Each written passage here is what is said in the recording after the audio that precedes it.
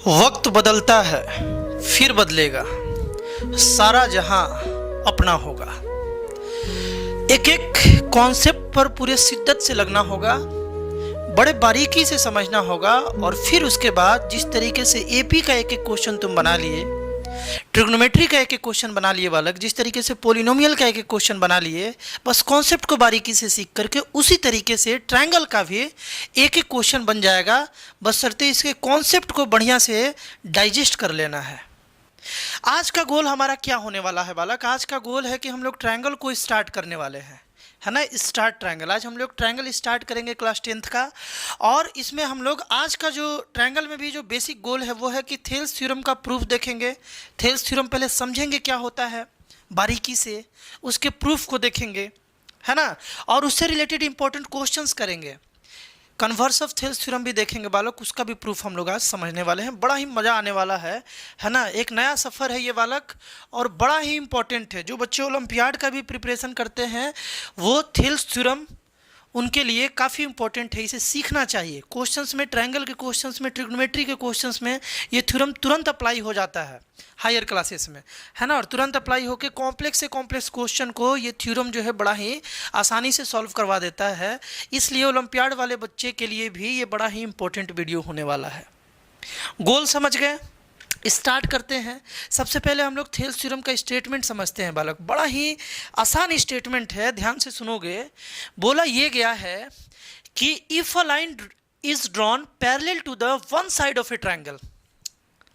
एक ट्रायंगल में 3 साइड है, किसी भी एक साइड के पैरेलल अगर लाइन ड्रॉ करते हैं, ट्रायंगल में 3 साइड है ना बालक, उसमें से किसी भी एक साइड के पैरेलल एक दूसरा लाइन ड्रॉ कर देते हैं। जैसे यहाँ पर ए बी सी ट्रायंगल में बी सी एक साइड है, बी सी के पैरेलल डी हम ड्रॉ कर दिए। तो बोल ये रहा है to one side of a triangle intersecting the other 2 sides then it divides the 2 side in the same ratio. मतलब ये बोल रहा था कि अगर किसी ट्रायंगल में किसी एक साइड के पैरेलल लाइन ड्रॉ करते हो, और अगर वो पैरेलल लाइन बाकी 2 साइड को इंटरसेक्ट कर देता है। जैसे देखो, बाकी 2 साइड कौन? BC के पैरेलल डी ड्रॉ किए तो 2 साइड बच गया, कौन सा? AB और AC बच गया। तो AB और AC को ये जहां भी इंटरसेक्ट करेगा ये पैरेलल होना चाहिए।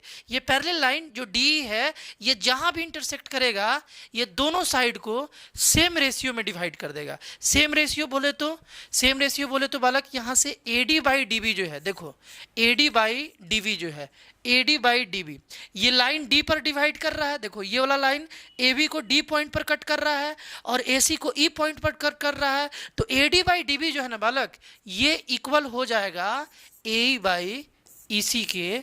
यही बात बोले हैं थेल्स भैया बोल लो, चचा बोल लो, जो भी बोल लो इनको, है ना।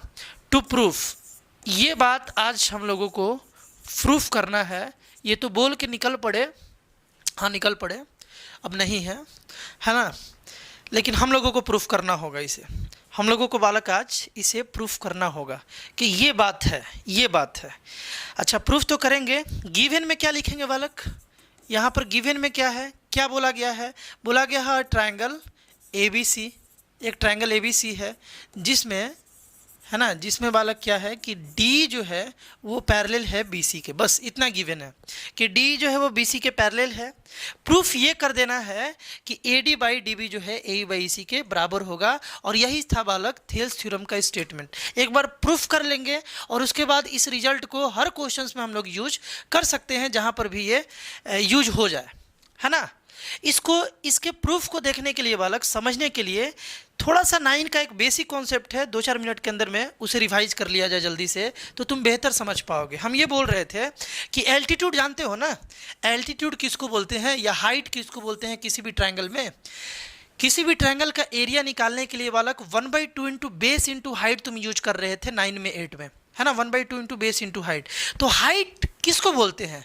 एल्टीट्यूड को बोलते हैं। और एल्टीट्यूड का डेफिनेशन ये है कि इस साइड पर अगर हमको हाइट निकालना है, ध्यान से सुनो, इस ट्रायंगल का हाइट निकालना है कोरोस्पोंडिंग टू BC।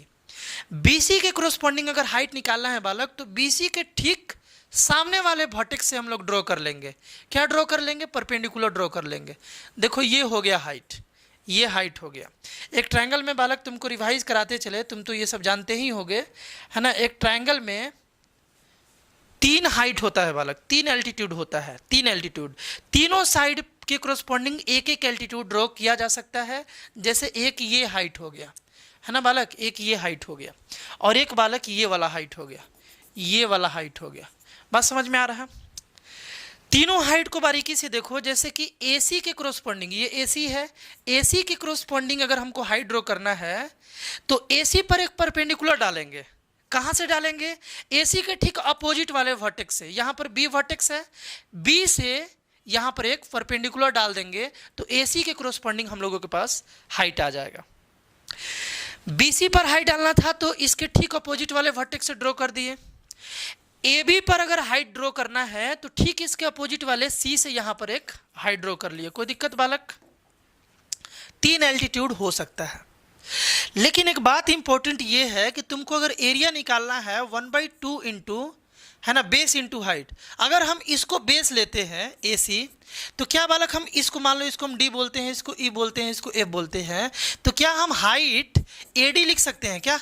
देखो तो ये इस ट्रायंगल का ऐसे एरिया निकल जाएगा क्या? इस तरीके से एरिया निकल जाएगा क्या? 1/2 into base into height, base into height, ऐसे एरिया निकाल लोगे क्या? ये एरिया तुम कमेंट करके बताओ सही है या गलत है। ये वाला एरिया सही है या गलत है? इंपॉर्टेंट बात है। बिल्कुल गलत है बालक, ये एरिया गलत है, ऐसे एरिया नहीं निकाल पाओगे। ट्रायंगल का area 1/2 into base into height होता है, बट बेस जो तुम रख रहे हो ना उसी के कोरस्पॉन्डिंग हाइट होना चाहिए। अगर ये बेस लिए तो हाइट ये होना चाहिए, यानी कि इसका राइट फॉर्मूला क्या होगा? 1/2 इंटू बेस अगर हम AC ले लिए तो हाइट हमारा होना चाहिए था B। हाइट जो है बालक वो B होना चाहिए था। ये इंपॉर्टेंट बात है, ये बात तुमको जानना चाहिए। क्लियर है? एक और बात जानना चाहिए तुमको कि यहाँ पर अगर हम इसका एरिया हमें निकालना हो और कंडीशन है, देखो 1/2 इसका एरिया निकालना हो इस ट्रायंगल का, और हमको BC बेस से ही एरिया निकालना हो। मान लो ऐसा रेस्ट्रिक्शन लगा दिया गया कि तुमको इसका एरिया निकालना है और BC हाइट से निकालना है, BC बेस से निकालना है, BC बेस से, BC को बेस मान करके इसका एरिया निकालना है। तो हाइट कैसे निकालोगे? समस्या यहाँ ये है कि हाइट कैसे निकालोगे? क्या यहाँ से परपेंडिकुलर ड्रॉ कर पाओगे? क्या परपेंडिकुलर ड्रॉ कर पाओगे क्या? बताओ हमको। और अगर नहीं कर पाओगे तो फिर कैसे करोगे ड्रॉ? मुद्दा वाला बात है, कैसे ड्रॉ करोगे? हम क्या बोल रहे हैं कि BC बेस लेकर के तुमको एरिया निकालना है इस ट्रायंगल का। अगर BC को तुम बेस लिए हो तो BC के कोरस्पॉन्डिंग ही हाइट लेना होगा, तभी तो एरिया निकाल पाओगे, है ना। तो BC के कोरस्पॉन्डिंग हाइट कैसे निकलेगा हम तुमको बता दें। एकदम ध्यान से इस बात को समझ लेना तो पूरा थेस थ्योरम समझ में आ जाएगा, बहुत अच्छे से समझ में आ जाएगा, और क्वेश्चंस में भी तुम अप्लाई इसे कर पाओगे।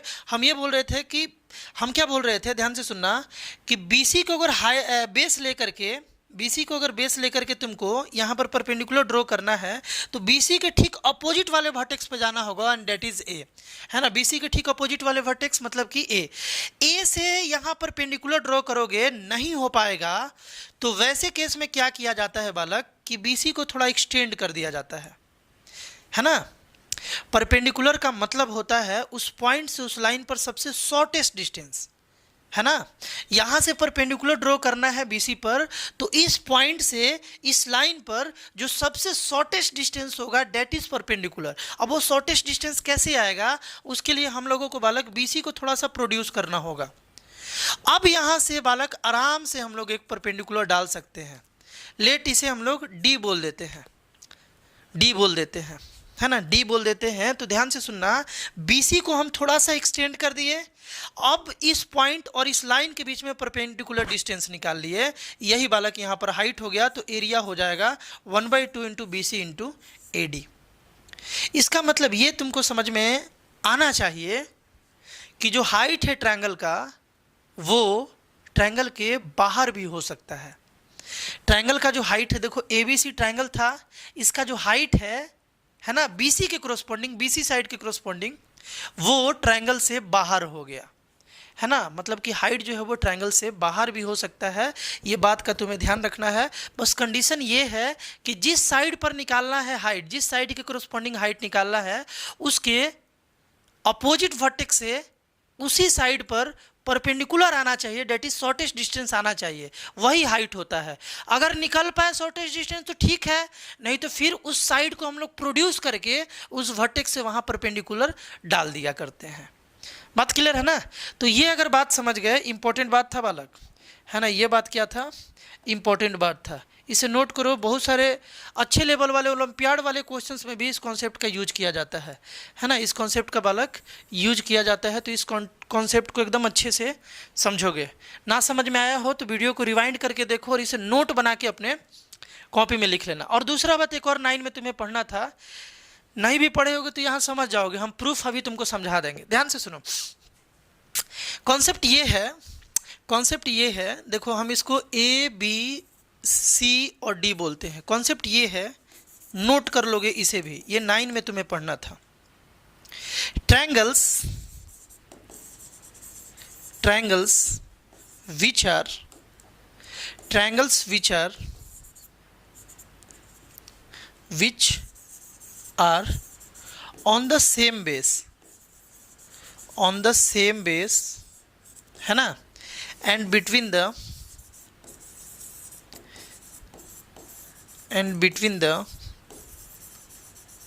same parallel line, है ना? same parallel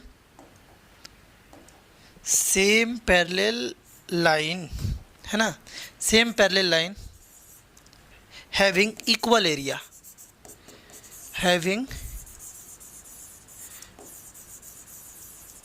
area, ये नोट करने वाला बात है, इसे जरूर नोट करोगे। अभी हम समझाते हैं, प्रूफ भी करा देते हैं, तुम्हें फिल करा देंगे।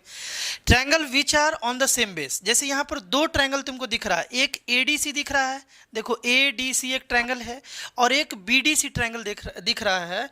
ये दोनों जो ट्रायंगल है बालक, इसको अगर तुम ध्यान से देखो तो दोनों का बेस बिल्कुल सेम है। देखो दोनों ट्रायंगल DC बेस पर बना हुआ है ना? मतलब DC जो है वो इस ट्रायंगल में भी है और DC इस ट्रायंगल में भी है ना? तो triangle which are on the same base and between the same parallel line, यहाँ पर AB है ना? AB ये बालक पैरेलल है DC के, AB जो है वो DC के पैरेलल है, DC के बालक पैरेलल है। तो देखो AB और DC पैरेलल है, तो ये जो दो ट्रायंगल है ADC और BDC, ये दोनों सेम बेस DC पर बना हुआ है और between the same parallel line है। AB और DC दोनों के बीच में ही दोनों ट्रायंगल है, तो ये दोनों ट्रायंगल का एरिया जो होगा वो हमेशा इक्वल होगा, हमेशा बालक इक्वल होगा। वही लिखे हैं हैविंग इक्वल एरिया। इंपॉर्टेंट बात है, अब इसे थोड़ा फील करते हैं, है ना बालक? इसे फील करते हैं, मतलब समझते हैं कि ये कैसे पॉसिबल है। तुम एक बात बता दो कि DC के कोरस्पॉन्डिंग अगर हम इस पॉइंट से अगर हाइट निकालें तो ये परपेंडिकुलर हाइट हो जाएगा। मान लो इसे हम E बोल देते हैं, ध्यान से समझना, इसे फील करो ये कैसे इक्वल होता है ना? और एक और हाइट बना सकते हैं DC के कोरस्पॉन्डिंग। देखो DC के कोरस्पॉन्डिंग ADC के लिए अगर हाइट बनाना था तो DC के अपोजिट वाला वर्टेक्स A था, A से हम हाइट ड्रॉ कर लिए। अगर BDC, देखो BDC ट्रायंगल में अगर DC के कोरस्पॉन्डिंग हमें हाइट ड्रॉ करना होगा तो DC का अपोजिट वर्टेक्स B है, तो यहां से हमें एक परपेंडिकुलर ड्रॉ करना होगा। इसे बालक हम, एक सेकंड बालक, यहां पर जो है ना इसे हम C लिख लेते हैं। चलो देखो यहां से बालक हम लोगों को एक हाइट ड्रॉ करना होगा और यहां पर एक परपेंडिकुलर इस तरीके से ड्रॉ कर देंगे। लेट दिस इज F, है ना? ये F है। अब हमको एक बात बता दो कि ये वाला ट्रायंगल, मतलब एरिया हम निकाल रहे हैं, देखो एरिया निकाल रहे हैं ट्रायंगल ADC का, तो क्या लिखोगे? 1/2 इंटू बेस है बालक DC, बेस है DC बेस है, और हाइट जो है वो कितना है? AE है। यही बात लिखोगे, ये वाला बात 1/2 इंटू DC इंटू AE, ये हो गया। अच्छा दूसरा एरिया निकालते हैं बालक। एरिया जो है ट्रायंगल हम लोग BDC का निकालते हैं, BDC का क्या लिखोगे? 1/2 इंटू बेस तो वही है DC, बेस तो बालक DC है, और हाइट क्या है? हाइट BF, हाइट जो है बालक BF है। ये एरिया आ गया और एक ये वाला एरिया आ गया, दोनों अलग अलग ट्रायंगल का बालक हम लोग एरिया निकाल दिए। कमाल का बात यह है कि तुम जानते हो कि दोनों पैरेलल लाइन के बीच का जो डिस्टेंस है, देखो ये पैरेलल लाइन है, ये ए बी और डी सी पैरेलल लाइन है, यहाँ पर ये दोनों के बीच का परपेंडिकुलर डिस्टेंस है दोनों पैरेलल लाइन का, और ये भी जो है दोनों पैरेलल लाइन का परपेंडिकुलर डिस्टेंस है। और तुम जानते हो कि दो पैरेलल लाइन का परपेंडिकुलर डिस्टेंस ऑलवेज सेम होता है, तभी तो वो पैरेलल लाइन होगा, ऑलवेज वो सेम होगा। इसका मतलब यहाँ से ए जो है और बी एफ जो है बालक ये भी इक्वल है, ए और बी एफ जो है ना ये दोनों बालक इक्वल है। तो अब बता दो कि 1/2 इंटू डी सी, और डी सी तो इक्वल था, 1/2 भी इक्वल था एरिया में, ये दोनों भी इक्वल आ गया, ए और बी एफ भी इक्वल आ गया। इसका मतलब डायरेक्टली हम लोग नहीं बोल सकते हैं कि A R triangle A D C जो है ये इक्वल होगा A R triangle B D C, है ना। एरिया ट्रायंगल एडीसी और एरिया ट्रायंगल बीडीसी ये दोनों इक्वल होगा, क्योंकि इसका एरिया हम लोग निकाले तो 1/2 into base into height, 1/2 into base into height में बेस भी सेम है, 1/2 भी सेम है, और हाइट भी बिल्कुल सेम है, हाइट का भी लेंथ सेम है। तो ये बात भी बालक नोट कर लोगे, triangle which are on the same base and between the same parallel line having equal area, always हमेशा ये इक्वल एरिया होता है। ये 9th में पढ़ना है तुम्हें थ्योरम, और ये वाला बात भी जानना है एल्टीट्यूड के बारे में, है ना। ये 3 एल्टीट्यूड होता है, इतना अगर तुम समझ गए हो तो अब हम लोग आसानी से थेल्स थ्योरम को समझ सकते हैं, प्रूफ कर सकते हैं, और यार कभी भूलेंगे भी नहीं, सारा जहां अपना होगा। ध्यान से सुनोगे। थ्योरम में क्या था, गिवन तो समझ गए थे, टू प्रूफ समझ गए थे, बालक यहाँ पर कंस्ट्रक्शन करना पड़ेगा, है ना, कंस्ट्रक्शन करना पड़ेगा। कंस्ट्रक्शन भी ध्यान से देखोगे, एक एक बात सीखते चलोगे, क्योंकि ये थ्योरम जो है ना, थेल्स या कन्वर्स ऑफ थेल्स थ्योरम, ये दोनों में से कोई एक आने का चांस बहुत ज़्यादा होता है, बहुत ज़्यादा चांस होता है। तो ध्यान से इसको देखोगे। कंस्ट्रक्शन में हम ये बोल रहे थे ना कि डीसी को ज्वाइन कर लो, है ना, और यहाँ से बीई को ज्वाइन कर लो, बीई को ज्वाइन कर लो और डीसी को ज्वाइन कर लो, इस तरीके से, है ना। रुको भैया, देखो हम इसको ज्वाइन कर दिए, तो यहाँ लिख लेंगे ज्वाइन डीसी एंड बीई, एकदम प्रॉपरली लिखते चलोगे। दूसरा ये है कि यहाँ से बालक एक हम लोग परपेंडिकुलर ड्रॉ कर लेंगे, है ना, परपेंडिकुलर यहाँ से भी एक ड्रॉ कर लेंगे। इसको मान लो हम लोग ई एफ बोल दे रहे हैं और इसको जी बोल दे रहे हैं, है ना। तो इसको भी लिख लिया जाए, जो जो करोगे लिखते चलोगे बालक, अगर फुल मार्क्स चाहिए तो, है ना। Draw E F perpendicular to, E F जो है ये परपेंडिकुलर है बालक ए बी पर, है ना, ए बी पर, ये ए बी पूरे लाइन पर ई एफ जो है वो परपेंडिकुलर है। अच्छा, एंड डी जी जो है ये परपेंडिकुलर है डी सी पर, तो डी जी ड्रॉ कर लिए, है ना, परपेंडिकुलर टू डी सी। यहाँ तक तो बात क्लियर होगा बालक। कंस्ट्रक्शन समझ में आया, क्या क्या किए, क्यों किए, ये भी तुरंत समझ में आ जाएगा। प्रूफ में हम लोग चलते हैं, है ना बालक, प्रूफ में हम लोग चलते हैं। एक बात बताओ कि इस प्रूफ में अगर हम एरिया निकालना चाहें, एरिया निकालना चाहें ट्रायंगल ए डी ई का, ए डी ई का अगर एरिया निकालना चाहे, ए डी ई का एरिया, तो ये कितना हो जाएगा बालक, 1/2 इंटू बेस जो है बेस, ये तो ए डी है ना, इसमें बेस ए डी को ले लेते हैं अगर, क्योंकि हाइट ये वाला मालूम है, ए डी बेस को ले रहे हैं तो हाइट कितना हो जाएगा, ई एफ हो जाएगा, हाइट ई एफ हो जाएगा, क्योंकि ए डी के अपोजिट वर्टेक्स ई से ये परपेंडिकुलर है, यानी शॉर्टेस्ट डिस्टेंस है, तो यही हाइट है ना। तो इस ट्रायंगल का मतलब ए डी ट्रायंगल का जो एरिया है 1/2 into A D into E F आ गया। बात क्लियर है, आगे आ जाओ। एरिया निकाल लो तुम ट्रायंगल डी ई एफ का एरिया निकाल लो, डी ई बी का, है ना, डी ई बी का एरिया निकालो। ट्रायंगल डी ई बी का हम एरिया निकाल रहे हैं। डी ई बी का एरिया निकालोगे तो 1/2 इंटू, देखो डी ई बी, ये बी डी को हम लोग बेस ले सकते हैं, ले लिए भैया, बी डी को बेस ले लिए। हाइट क्या होगा यही समझाने के लिए, यहाँ पर इस ट्रायंगल में देखो बी डी ई में हाइट क्या होगा, यही समझाने के लिए बालक हम ये वाला प्रोसेस तुमको समझाए थे, है ना। ये वाला जो बात हम तुमको बताएं यही बताने के लिए कि ट्रायंगल के बाहर भी हाइट होता है, डिपेंडिंग अपॉन सिचुएशन। हाइट में बस एक ही बात देखना है, देखो हाइट में बाबू बस एक ही बात देखना है कि इस बी डी पर हाइट अगर देखना है, बीडी को बेस मान लिए तो बीडी पर ही हाइट आना चाहिए, तभी तो एरिया निकालेंगे। तो बीडी पर अगर हाइट देखना है तो बीडी के कोरस्पॉन्डिंग जाओ, इसके ठीक अपोजिट वर्टेक्स के पास जाओ। बीडी का अपोजिट वर्टेक्स ई से इस लाइन पर या इस लाइन के प्रोड्यूस्ड वर्जन पर जो परपेंडिकुलर है, देखो बीडी को प्रोड्यूस किए एफ तक, तो ई से यही परपेंडिकुलर है ना, ई से यही परपेंडिकुलर है, तो इसके लिए भी हाइट हो गया बालक ई एफ। ये बात ध्यान रखना है ना। डीईबी में डीबी को अगर बेस मानते हैं तो हाइट हो गया बालक ई एफ। बात समझ में आ गया। अब आगे इसको इक्वेशन 1 मान लेते हैं, इसको इक्वेशन 2 मान लेते हैं, है ना। ऊपर आओ। अब हम लोग ना दोनों का रेशियो ले लेंगे, इक्वेशन 1 बाई इक्वेशन 2 कर लेंगे। क्यों कर लेंगे अभी तुमको समझ में आ जाएगा, एक एक बात समझते चलना। प्रूफ में क्या चाहिए बाबू, AD by DB, AD by DB, ये दोनों को अगर हम डिवाइड कर दें, दोनों का रेशियो निकाल ले तो 1/2 कैंसल, ईएफ और ईएफ कैंसल, तो क्या बचेगा, एडी बाई डीबी ही तो बचेगा, एडी बाई डीबी ही बचेगा जो प्रूफ में चाहिए था। इसीलिए दोनों रेशियो को हम लोग डिवाइड कर लेंगे। डिवाइड किए तो यहाँ से बालक हम लोगों को क्या मिला, ध्यान से देखो, एरिया ट्रायंगल एडीई जो है by area triangle DEB, area triangle DEB is equal to 1/2 into AD, है ना, into EF by 1/2 into B D into E F, है ना। ई एफ कैंसल, 1/2 कैंसल, यानी कि area triangle ADE by area triangle DEB is equal to AD by B D आ गया। इसको हम लोग इक्वेशन 3 मान लेते हैं, इक्वेशन 3 मान लेते हैं। बात समझ में आ गया क्या था।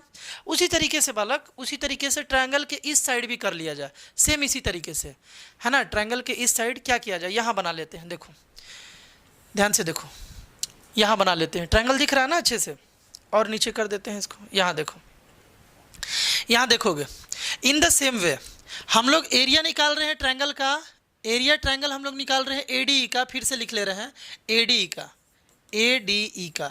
अगर एडीई का एरिया निकाले एई को बेस मान के, एई को बेस मान के, है ना, एई को अगर बेस मान के करोगे तो हाइट हो जाएगा डीजी, एई के क्रोस्पॉन्डिंग वाला जो है हाइट इसके अपोजिट वर्टेक्स से जो परपेंडिकुलर है वही हाइट हो जाएगा, यानी कि लिखेंगे 1/2 इंटू बेस, इस बार हम ए को मान रहे हैं, बेस ए को मान रहे हैं, तो हाइट हो गया बालक डीजी।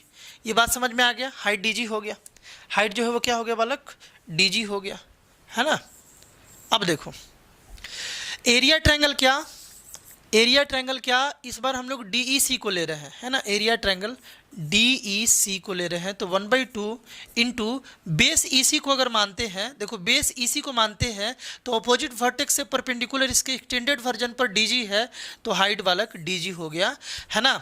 उसी तरीके से अगर दोनों का हम लोग रेशियो ले ले, है ना, तो area triangle AD by area triangle DEC जो है रेशियो लिए हैं, है ना, तो 1/2 कैंसिल हो गया, डीजी कैंसिल हो गया, ए बाई ईसी आ गया, है ना बालक, क्या आ गया, ए बाई ईसी, यानी रेशियो लेते ही हम लोगों का ये आ गया ए बाई ईसी। इसको 3 माने थे ना, इसको हम लोग इक्वेशन 4 मान लेते हैं। यहाँ तक हम लोगों को मिल गया, और बड़ा ही आसान बात है, दिख रहा है ना प्रॉपरली। चलो जी अब आगे देखो, आसान बात है, एकदम ही आसान बात है, एकदम में। अब क्या किया जाए, थोड़ा सा इसको ऊपर पहले देख लो। इसको हम क्या बोल रहे थे कि ये लाइन और ये लाइन पैरेलल है, ये तो गिवन में था, ये दोनों पैरेलल है, डीईबीसी के पैरेलल है ना। तो क्या बालक, इस ट्रायंगल का ध्यान से देखोगे, इस ट्रायंगल का, है ना, और इस ट्रायंगल का एरिया ना सेम हो जाएगा बालक, एरिया सेम होगा कि नहीं होगा। देखो सेम बेस डी पर बना हुआ है ना, सेम बेस डी पर बना हुआ और between the same parallel line है, तो दोनों का एरिया बराबर हो जाएगा, है ना, दोनों का जो है एरिया बराबर हो जाएगा। तो हम लोग क्या लिखेंगे, यहाँ पे हम लोग यहाँ पर लिख सकते हैं कि वी हैव ऑल्सो हम लोगों के पास ये है कि एरिया ट्रायंगल दिख रहा है क्या तुमको, एरिया ट्रायंगल डीईसी जो है ये इक्वल हो जाएगा एरिया ट्रायंगल, देखो डीईसी का एरिया इक्वल हो जाएगा डीईबी के, एरिया ट्रायंगल डीईबी के इक्वल हो जाएगा। यहाँ पर रीजन जरूर लिखोगे, क्या लिखोगे रीजन, एग्जाम में बालक रीजन जरूर लिखोगे, since both triangle are on the same base, कौन सा सेम बेस है यहाँ पर, डी सेम बेस है ना। थोड़ा सा इसको नीचे कर देते हैं अच्छे से, देखो डी सेम बेस है, and between the same parallel line कौन सा, डीईबीसी, DE या BC एंड DE, है ना, DE। ये रीजन जरूर डाल दोगे, रीजन डालना बालक यहाँ पर बहुत ही ज़रूरी है, रीजन जरूर डालोगे। यहाँ तक बात क्लियर है? यानी कि ये दोनों एरिया इक्वल आ गया। हम ये बोल रहे थे कि अगर हम लोग रेसिप्रोकल कर दे इसको, अगर हम लोग इसको रेसिप्रोकल कर दे, कर सकते हैं ना, ये एक इक्वेशन है, दोनों साइड उल्टा कर दे, तो इसको क्या लिखेंगे, 1 area triangle DEC is equal to 1 area triangle DEB, ये बात लिख सकते हैं, है ना, ये बात लिख सकते हैं। अब आते हैं थोड़ा सा ऊपर में, देखते हैं क्या क्या हम लोग के पास मिला था। देखो DEB नीचे में था, AD इसके ऊपर में था, यहाँ पर DEC नीचे में था, AD इसके ऊपर में था। हम लोगों के पास यहाँ पर बालक DEC, देखो ध्यान से, DEC जो यहाँ आ गया है, DEC नीचे में आ गया है ना, और DEB भी नीचे में आ गया है, बस AD यहाँ है और AD यहाँ है, एरिया ट्रायंगल AD। क्या इस इक्वेशन को हम लोग, बालक बता दो, क्या इस इक्वेशन को दोनों साइड अगर हम लोग ADE से मल्टीप्लाई कर दे, एरिया ट्रायंगल ADE से, तो कोई दिक्कत है? इधर भी, तो ये क्या बन जाएगा, एरिया ट्रायंगल ADE, ADE ही था, देखो ADE, इसे और नीचे लाओ, ADE ऊपर नीचे मल्टीप्लाई कर देते हैं ताकि यहाँ भी ADE आ जाए और यहाँ भी ADE आ जाए, तो मल्टीप्लाई कर देते हैं। देखो ADE दोनों साइड मल्टीप्लाई किए तो area triangle DEC is equal to area triangle ADE by area triangle DEB हो गया। ऐसा हम लोग कर सकते हैं, मोदी जी राइट दिए हैं, घबराना नहीं है। दोनों साइड सेम चीज़ से मल्टीप्लाई कर देते हैं, ये वैल्यू था, दोनों साइड हम लोग सेम चीज़ से मल्टीप्लाई कर दिए, तो ये तो गजबे हो गया। गजबे ये हुआ कि ये दोनों बात इक्वल आ गया, ये दोनों बात इक्वल आ गया। नाउ फ्रॉम देखो, अब हम लोग इक्वेशन को ऑब्जर्व करते हैं। देखो थर्ड और फोर्थ इक्वेशन को देखो, ADE बाई, देखो ADE बाई DEB क्या था, ADE बाई DEB क्या था, AD बाई BD था, है ना। तो नाउ फ्रॉम क्या लिखेंगे हम लोग, equation third and fourth, equation third और फोर्थ है।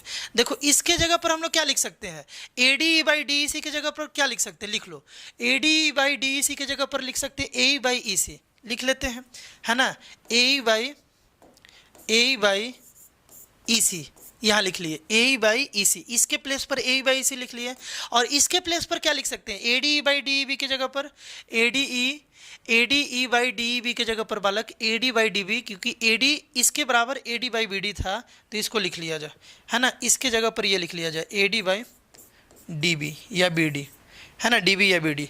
अब बताओ कि जो तुमको प्रूफ करना था वही बात आया कि नहीं आया, यही बात प्रूफ करना था, AE by EC is equal to AD by DB।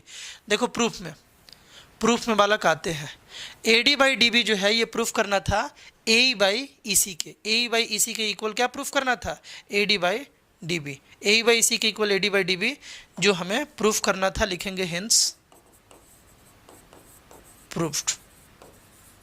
ये बात हम लोग प्रूफ कर दिए। तो ये यार अच्छे से ध्यान रखना है, सिंपल सा प्रूफ था, अच्छे से तुम्हें क्या करना है बालक, इसे ध्यान रखना है। आगे से इसको ओवरऑल एक बार देख लिया जाए, ओवरऑल इसे देख लिया जाए बालक कि जब भी किसी भी ट्रायंगल में, कोई भी ट्रायंगल हो, किसी भी ट्रायंगल में किसी भी एक साइड के अगर कोई एक पैरेलल लाइन ड्रॉ करते हो और वो अगर लाइन बाकी दो साइड को कट कर देता है कहीं भी, तो वो दोनों साइड को बालक सेम रेशियो में बांटेगा। यानी इस फिगर के लिए BC के पैरेलल DE है तो DE जो है इसे बाकी दोनों साइड को सेम रेशियो में डिवाइड कर देगा। AD बाई DB का वैल्यू, AD बाई DB का जो वैल्यू है, AD बाई DB का जो वैल्यू है ये AE बाई EC के बराबर हो जाएगा, जो कि हम लोग इधर प्रूफ कर दिए। यही था थेल्स थ्योरम का स्टेटमेंट, ये था प्रूफ। जिस तरीके से तुमको हम प्रूफ बताए, अगर उसको अच्छे से समझते हो, उसी तरीके से अगर एग्जाम में लिख देते हो, एक नंबर नहीं कटेगा, एक नंबर नहीं कटेगा बालक, है ना। चलो इससे रिलेटेड बालक क्वेश्चंस कर लेते हैं। इससे रिलेटेड एक क्वेश्चन देखते हैं, प्यारा सा क्वेश्चन, बड़ा ही आसान क्वेश्चन। बोला ये है कि ABC एक ट्रायंगल है और इसमें D जो है ना वो BC के पैरेलल है, D BC के पैरेलल है। अगर D BC के पैरेलल है मतलब कि किसी एक साइड के पैरेलल एक लाइन ड्रॉ हुआ जो बाकी दो साइड को कट कर रहा है, तो पक्का यार ये रेशियो जो है ना 2/4 जो है ना ये 5/x के बराबर होगा according to Thales theorem. Basic proportionality theorem के अनुसार ये पक्का सेम होगा।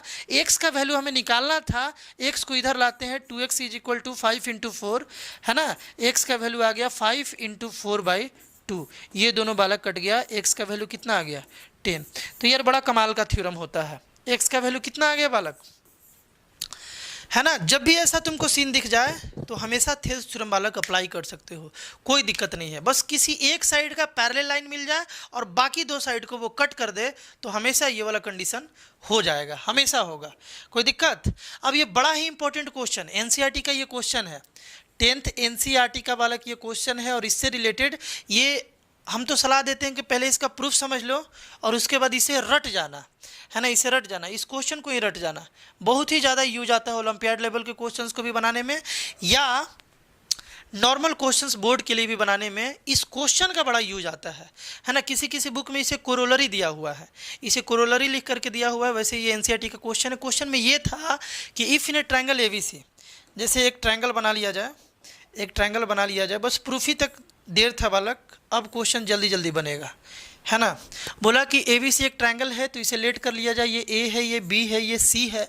बोल रहा है कि इंटरसेक्ट एक लाइन यहाँ पर डी है जो बीसी को कट करता है या बीसी के पैरेलल है। देखो बीसी के पैरेलल एक लाइन है जो एबी को कट करता है, एबी को डी के पास और एसी को ई के पास। ये बात तुमको गिवन में दिया हुआ था, ठीक है। चलो तुमको प्रूफ करना है कि A B by A D जो है, देखो ये इसके पैरेलल है, तो एक रिजल्ट तो हम लोगों को मिल गया, है ना। देन वी हैव, ये बात तो हम लोग लिख सकते हैं, then we have A D by D B is equal to A E by E C. ये बात तो लिख सकते हैं कैसे, by Thales theorem, by Thales theorem, हमेशा ब्रैकेट में रीजन जरूर डाल दोगे बालक। ये बात हम लोग लिख सकते हैं। थेल्स थ्योरम जो पढ़े उसका अप्लाई करके अगर हमें मालूम चल गया कि डी बी सी के पैरेलल है तो पक्का A D by D B A E by E C के बराबर होगा। ये बात हम लोग लिख लिए। आगे प्रूफ, लेकिन ये नहीं करना था, प्रूफ हमें करना था पहला और दूसरा क्वेश्चन में कि A B by A D, देखो ए बी ये पूरा बाई ए डी और ए सी बाई ए ये पूरा बाई ए, ये बात बालक प्रूफ करना था। बड़ा ही आसानी से हम लोग कर सकते हैं, ध्यान से सुनो, ध्यान से सुनोगे, बड़ा ही आसानी से कर सकते हैं। नीचे में ए डी चाहिए, नीचे में ए ई चाहिए, हम लोग इसको उलट देंगे। एक इक्वेशन को दोनों साइड जो मन सो कर लो, सेम चीज़ ऐड कर सकते हो, सेम चीज़ सब्ट्रैक्ट कर सकते हो, सेम चीज़ मल्टीप्लाई कर सकते हो, तुम चाहो तो दोनों को उलट सकते हो। तो ये दोनों को उलट दिए, उलट दिए तो ये क्या बन गया, D B by A D जो है ये इक्वल आ गया ई सी बाई ए ई के। ये बात आ गया, D B by A D E C by A E के बराबर आ गया। अब ऐसा क्यों उल्टे समझ में आ रहा है ना, जो हमें पहला प्रूफ है उसमें ए डी नीचे चाहिए तो ए डी नीचे आ गया, ए नीचे चाहिए तो ए नीचे आ गया, उलटने से पलटने से। अब दोनों साइड 1 ऐड कर लिया जाए, अभी समझ में आ जाएगा 1 क्यों ऐड करने का आइडिया आ रहा है। 1 केवल दोनों साइड ऐड कर लिया जाए, D B by A D plus 1, है ना, ई C by A E plus 1 कर सकते हैं ऐसा। दोनों साइड एक इक्वेशन के हम लोग 1 2 3 अपने यूज के अनुसार, नीड के अनुसार आराम से हम लोग ऐड कर सकते हैं। अब बताओ यहाँ पर ध्यान से सुनो, ए डी अगर एलसीएम लोगे तो यहाँ तो डी बी ही रहेगा, यहाँ पर ए डी इंटू 1 कितना हो जाएगा बालक, ए डी हो जाएगा। उसी तरीके से देखो ए ई एलसीएम तो ए ही रहेगा, यहाँ पर ई सी प्लस ए ई इंटू 1 कितना हो जाएगा, ए ही हो जाएगा।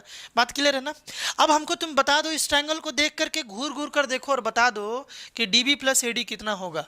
D B plus A D को हम लोग क्या बालक, देखो तो D B plus A D को ए बी ना लिख लेंगे, इस पूरे को हम लोग बालक ए बी लिख सकते हैं, है ना। कितना लिख सकते हैं, A B by A D is equal to E C by E C plus A. देखो ई सी प्लस ए को क्या लिख सकते हैं, ए सी लिख सकते हैं। तो यहाँ हो गया ए सी बाई ए। तो 1 ऐड करने का बेनिफिट देखो, ये तो गजबे हो गया, जो प्रूफ करना था वो आ गया। A B by A D is equal to A C by A. देखो A B by A D is equal to A C by A, इस तरीके से बालक। तो ये इंपॉर्टेंट है, ये थ्योरम याद रखोगे, है ना। ये बालक इंपॉर्टेंट है और ये थ्योरम जो है ना याद रखोगे कि A B by A D भी हो जाता है, ए सी बाई ए ई भी हो जाता है। तुम इसे क्वेश्चन ही बोलो, क्वेश्चन बोल करके इसे याद रख सकते हो। तो दूसरा प्रूफ कर लोगे क्या, वीडियो को पॉज कर लो और ये दूसरा वाला ट्राई कर लो। हम यहीं पर शॉर्ट में बालक बता देते हैं, है ना। वीडियो को तुम पॉज करके एक बार जरूर ट्राई कर लेना। ये तो समझ में आ गया होगा ये कैसे आएगा। अरे भैया जब ये बात था कि एक साइड के पैरेलल एक लाइन था, बाकी दोनों को इंटरसेक्ट कर रहा था, तो ये तो बाई थेल्स थ्योरम मिला हुआ था, इसी का यूज कर लेंगे भैया, करेंगे कि ना हो। तो देखो डी बी और ई सी यहाँ पर है नीचे में, यहाँ भी डी बी ई सी नीचे में, तो छोड़ देंगे, ऊपर वाला देखेंगे। ए बी और ए सी चाहिए तो क्या करेंगे, दोनों साइड 1 जोड़ लेंगे। ई सी में दोनों साइड 1 जोड़ लिए, सेकेंड वाला प्रूफ कर रहे हैं, दोनों साइड 1 जोड़े तो A D by D B plus 1 is equal to A by E C plus 1। बता दो डी बी यहाँ पर हम एलसीएम ले लिए तो क्या आ गया, A D plus D B आ गया, और is equal to E C अगर हम एलसीएम ले लिए तो ए ई प्लस ई सी हो गया। बता दो इसका वैल्यू कितना होगा, A D plus D B, A D plus D B कितना हो गया बालक, ए बी हो गया, A B by D B is equal to A plus E C कितना हो गया, ए सी हो गया, ए सी बाई ई सी, जो कि हमें प्रूफ करना था, है ना, A B by D B, A B by D B, A C by E C. बात समझ में आया? तो ये भी एक इंपॉर्टेंट रिजल्ट है, ये भी बालक एक इंपॉर्टेंट रिजल्ट है कि अगर इस तरीके का सीन मिल जाए तो ये जो हम बात लिखे ये तो भाई थेल्स थ्योरम है। थेल्स थ्योरम का यूज करके ये भी बात हम लोग डिराइव कर सकते हैं कि A B by D B जो है या A B by A D जो है ये ए सी बाई ए ई के बराबर होगा, या A B by D B जो है ए सी बाई ई सी के बराबर होगा। ये भी बात हम लोग बालक मतलब डायरेक्टली लिख करके क्वेश्चंस को बना सकते हैं। बहुत सारे क्वेश्चंस में डायरेक्ट या तो तुम थेल्स थ्योरम लिख लो या तुम डायरेक्ट लिख लो, ये जो दोनों बात है, तो ये याद कर जाओगे तो ज़्यादा बढ़िया है, इसको लर्न कर जाओगे तो ज़्यादा बढ़िया है। क्वेश्चन तो तुम्हें यार समझ में आ ही गया होगा। तो ये था बालक Thales theorem, basic proportionality theorem, है ना। उसका प्रूफ देखें हम लोग, एक क्वेश्चन किए इंपॉर्टेंट, ये इसे तुम इंपॉर्टेंट रिजल्ट भी बोल सकते हो, है ना, बड़ा ही इंपॉर्टेंट रिजल्ट है। अब एनसीईआरटी का क्वेश्चन है तो इसे याद कर लोगे, नोट डाउन कर लोगे, ये बहुत सारे क्वेश्चंस में इसका यूज आएगा। अब हम लोग थोड़ा सा समझ लेते हैं कन्वर्स ऑफ थेल्स थ्योरम क्या होता है। तो ये रहा बालक कन्वर्स ऑफ थेल्स थ्योरम, और ये जो थ्योरम है बालक बड़ा सिंपल ही है, उसका ठीक उल्टा है, थेल्स थ्योरम का ठीक उल्टा ये वाला थ्योरम है। क्या इसका स्टेटमेंट है, ध्यान से सुनो। If a line divides any two sides of a triangle, है ना, इन द सेम रेशियो, है ना, इन द सेम रेशियो, इसको कट कर दो बालक, इन द क्या same ratio, then the line must be parallel to the third side. मतलब कहने का मतलब ये है कि एक ट्रायंगल है, एक इस तरीके से लाइन है, एक इस तरीके से लाइन है ना, डी एक लाइन है जो कि इस ट्रायंगल के दो साइड को सेम रेशियो में बांट देता है। यानी यहाँ पर गिवन ये है, ध्यान से सुनो, यहाँ पर बालक गिवन क्या है, और ट्रायंगल ए बी सी, एक ए बी सी ट्रायंगल है, in which D cuts, D जो है वो कट कर रहा है ना, A B and A C, A B और ए सी को कट कर रहा है at D and E respectively, है ना, ये कट कर रहा है।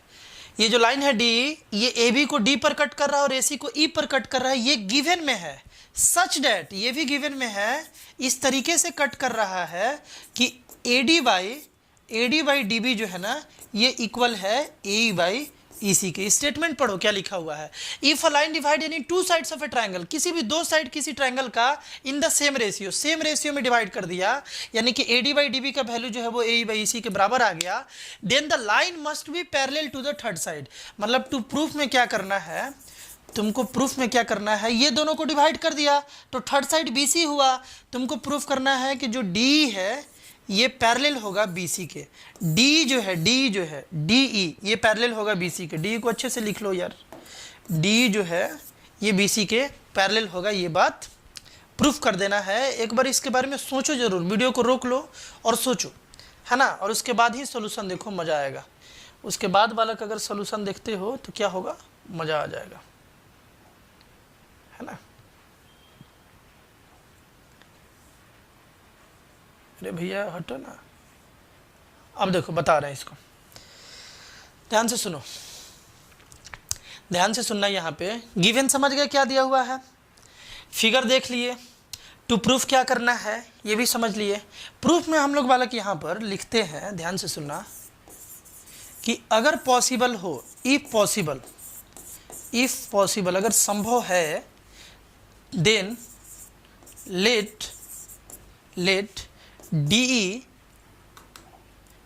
जो है इज नॉट पैरेलल टू, है ना, ये पैरेलल का साइन है, डी जो है ये BC के पैरेलल नहीं है। बात क्लियर है, मान लिया जाए, है ना। प्रूफ यही करना है कि डी जो है BC के पैरेलल है, ये प्रूफ करना था। हम लोग थोड़ी देर के लिए लेट कर लिए कि डी जो होगा, मतलब कि जो सेम रेशियो में बांट रहा था लाइन, वो पैरेलल नहीं है, मान लिए, ठीक है भैया, मान लिए। तो बात ये है कि बालक पैरेलल लाइन एक्सियम हम तुमको पढ़ाए थे बेसिक ज्योमेट्री में, क्लास 9 वाला ज्योमेट्री में तुम पैरेलल लाइन एक्सियम पढ़े होगे।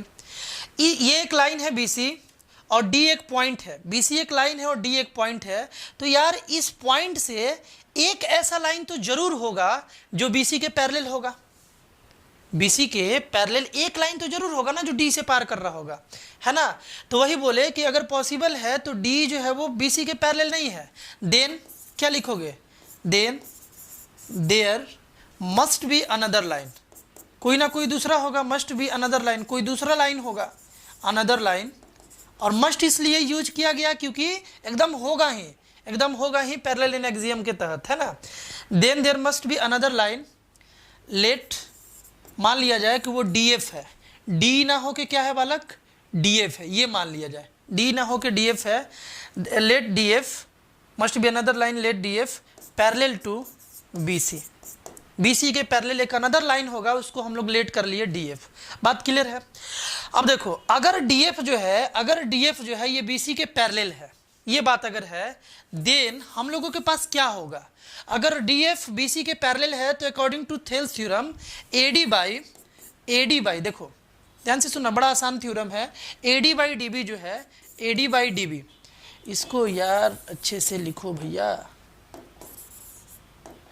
AD बाई DB जो है ये इक्वल आ जाएगा AF बाई FC के, AF बाई FC के इक्वल आ जाएगा। बोलो एग्री हो। थेल्स थ्योरम के अकॉर्डिंग अगर ये लाइन इसके पैरेलल है, हम लोग मान लिए कि DF जो है ना ये BC के पैरेलल है, तो AD बाई DB जो है ये AF बाई FC के बराबर होगा। कौन से थ्योरम के अकॉर्डिंग बालक, थेल्स थ्योरम के अकॉर्डिंग, थेल्स थ्योरम के अकॉर्डिंग, है ना। अब देखो ध्यान से सुनो, लेकिन गिवन में क्या है, गिवन में है बालक कि AD बाई DB जो है ना, AD बाई DB जो है ये AE बाई EC के बराबर है, AE बाई EC के बराबर है ना, ये है गिवन। देख लो, तुम देख सकते हो, है ना। बोलोगे झूठ बोल रहा है मास्टरवा, देखो यहाँ पे ये गिवन में है AD बाई DB जो है ना ये AE बाई EC के बराबर है, AD by DB AE by EC के बराबर है, वही वाला बात यहाँ पर हम यूज कर लिए। कोई दिक्कत, लेट कर लिया जाए भैया, ये वाला इक्वेशन 1 है और ये वाला इक्वेशन 2 है, दोनों इक्वेशन को लेट कर लो। ध्यान से देखो, लेट करने के बाद कि AD बाई DB का वैल्यू ये और AD बाई DB का वैल्यू ये, इसका वैल्यू ये और इसका भी वैल्यू ये सेम चीज का दो वैल्यू है, तो पक्का यार ये और ये आपस में इक्वल होगा कि नहीं होगा बताओ। AD बाई DB का ये भी वैल्यू, AD बाई DB का ये भी वैल्यू, तो ये दोनों आपस में बराबर होगा। लिखोगे फ्रॉम 1 and 2 यानी इक्वेशन 1 और 2 से वी हैव, हम लोगों के पास क्या मिला, हम लोगों के पास मिला वाला कि AF बाई FC जो है ये बराबर हो गया, AF बाई FC जो है वो बराबर हो गया AE बाई EC के, AE बाई EC के बराबर हो गया। कोई दिक्कत, दोनों साइड 1 अगेन जोड़ लिया जाए प्रूफ करने के लिए, है ना, दोनों साइड 1 जोड़ लिया जाए, +1 is equal to AE by EC +1, दोनों साइड 1 ऐड कर सकते हैं, कोई दिक्कत है। देखो कर लिए तो आसान बात है, यहाँ से FC LCM ले लिए, FC LCM लिए तो AF प्लस FC हो गया इज इक्वल टू, यहाँ से EC LCM लिए तो AE प्लस EC हो गया, EC इंटू 1 EC हो जाएगा, है ना। अब देखो AF प्लस FC, AF देखो AF प्लस FC को हम लोग AC लिख सकते हैं, है ना, AC लिख सकते हैं, तो यहाँ हम लोग लिख लिए बालक AC, ये दोनों को मिला करके हम लोग AC लिख सकते थे, बाई यहाँ पर FC हो गया, है ना, इज इक्वल टू देखो AE plus EC, AE plus EC को क्या लिख सकते हो, AE प्लस EC को क्या लिख सकते हो, AC लिख सकते हो, है ना। तो यहाँ भी हम लोग बालक AC लिख लिए, AC बाई EC आ गया, AC बाई EC। बात क्लियर है। अब बताओ कि ये दोनों साइड इक्वेशन LHS और RHS में यहाँ AC है यहाँ AC है, ये दोनों बालक कैंसिल हो जाएगा कि नहीं हो जाएगा, ये दोनों कैंसिल हो जाएगा, AC AC कैंसिल हो गया, तो क्या बचा अपने पास 1 by FC is equal to 1 by EC, इसको रेसिप्रोकल कर लिया जाए तो FC का वैल्यू बालक EC के बराबर आ गया, FC का वैल्यू जो है वो EC के बराबर आ गया। अब यहाँ देखो ध्यान से, FC का वैल्यू EC के बराबर आ गया, यही बात था ना, देखो ध्यान से FC का वैल्यू EC के बराबर। अब ये बताओ तुम हमको भैया ये बता दो, सिंपल सा हम तुमसे बात पूछ रहे हैं कि FC और EC बराबर कब होगा, FC ये EC के बराबर कब होगा। लिखोगे this is only possible, this is only possible ये तभी पॉसिबल है, दिख रहा है ना अच्छे से, this is only possible when, जब F coincide with E, F coincide with E, F जब ई पर आएगा तभी तो एफ सी और ईसी बराबर होगा बालक, और कोई चारा है क्या? एफ सी और ईसी कब बराबर होगा? जब एफ उठ करके ई आ जाए, या एफ और ई एक ही पॉइंट हो, एफ कंसाइड होनी, तभी वो पॉसिबल, अदरवाइज वो पॉसिबल नहीं है ना। तो ये सब बात इतना लिखने के बाद तुम डायरेक्ट लिख सकते हो कि एफ अगर ई पर कंसाइड कर गया, then D E must be parallel to B C. और यही बात हम लोगों को बालक प्रूफ करना था। लास्ट में लिख देंगे बालक हम लोग कि प्रूफ कर दिए, लास्ट में यही बात लिख देंगे कि हम लोग प्रूफ कर दिए। समझ गए ना? ये पॉसिबल नहीं था, हम लोग एक अनदर लाइन लिए थे डी एफ, और हम लोग जब प्रूफ करना स्टार्ट किए तो लास्ट में पता चला कि ये जो एफ है ना वो एफ ई ही है, एफ और ई एक ही चीज़ है। अगर ऐसा प्रूफ करते हम लोग आए तो इसका मतलब क्या है कि डी जो है ना ये बी सी के पक्का पैरेलल होगा। तो ये जो थ्योरम था बालक क्या हो गया? ये कन्वर्स ऑफ थेल्स थ्योरम हो गया। कन्वर्स ऑफ थेल्स थ्योरम कहने का मतलब क्या है? ठीक उसका उल्टा। एक बार लास्ट टाइम दोनों थ्योरम को रिपीट कर लिया जाए। वो थ्योरम क्या था? वो थ्योरम ये था, देखो यहाँ समझेंगे। वो थ्योरम ये था कि अगर एक ट्रायंगल है, एक ट्रायंगल में किसी एक साइड का अगर पैरेलल लाइन ड्रॉ करते हो, ये हम थेल्स थ्योरम का स्टेटमेंट रिवाइज करवा रहे हैं। एक ट्रायंगल में किसी एक साइड का पैरेलल लाइन ड्रॉ करते हो, जैसे ये साइड का पैरेलल लाइन ये ड्रॉ किए, डी ड्रॉ किए, है ना, डी ड्रॉ किए बीसी के पैरेलल, तो पक्का ये बाकी दोनों साइड को यानी ए बी और ए सी को सेम रेशियो में डिवाइड कर देगा। मतलब A D by D B जो है ये इक्वल आ जाएगा ए ई बाई ई सी के। दिस इज थेल्स थ्योरम, यही बात था। और दूसरा कन्वर्स ऑफ थेल्स थ्योरम क्या था कि अगर किसी एक लाइन के, ध्यान से सुनना, अगर किसी दो साइड को एक लाइन डिवाइड करता है सेम रेशियो में, है ना, फिर से नेमिंग कर लिया जाए ए बी सी डी और ई, मतलब इसमें गिवन क्या है? कन्वर्स वाले में क्या गिवन है कि A D by D B जो है ना ये बराबर है ए ई बाई ई सी के। ये कन्वर्स ऑफ थेल्स थ्योरम में बालक ये गिवन है। देन अगर ये बात है तो डी को पैरेलल होना पड़ेगा बीसी के, तब डी को बीसी के पैरेलल होना पड़ेगा। मतलब अगर एक लाइन बाकी दो साइड को सेम रेशियो में बांटता है तो पक्का वो लाइन तीसरे साइड के पैरेलल होगा। That is converse of Thales theorem. ये दोनों थ्योरम को बालक अच्छे से रिवाइंड करो।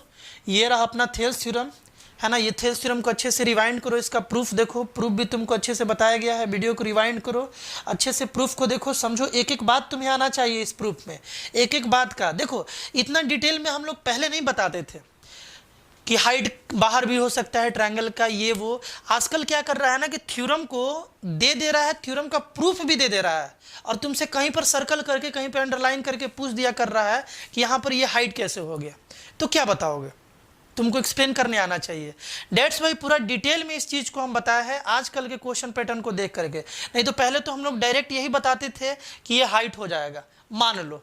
लेकिन अब मानने से काम नहीं चलेगा, अब क्वेश्चन पूछ देगा कि वो हाइट कैसे हुआ, है ना। बहुत बच्चे 9th में इस चीज़ को अच्छे से नहीं पढ़ते हैं कि between the same parallel and on the same base दो ट्रायंगल का एरिया सेम होता है, और वहाँ इससे भी क्वेश्चन अराइज कर देता है। तुम बोलोगे आउट ऑफ सिलेबस क्वेश्चन है। तो आजकल बड़ा टेक्निकल क्वेश्चन पूछ रहा है बालक, एक एक बात तुमको अच्छे से बारीकी से आना चाहिए, इसीलिए इतना डिटेल में इस चीज़ को बताया गया है। इस पूरे चीज़ को डाइजेस्ट करो अच्छे से। अगले वीडियो पार्ट में हम लोग थेल्स थ्योरम पर कुछ इंपॉर्टेंट क्वेश्चंस देखेंगे। जो क्वेश्चंस आजकल आ रहा है, किस टाइप का कॉम्पिटेंसी क्वेश्चंस बना रहा है, वो अगले वीडियो पार्ट में हम लोग देखने वाले हैं बालक। मिलते हैं हम लोग नेक्स्ट वीडियो में। बाय।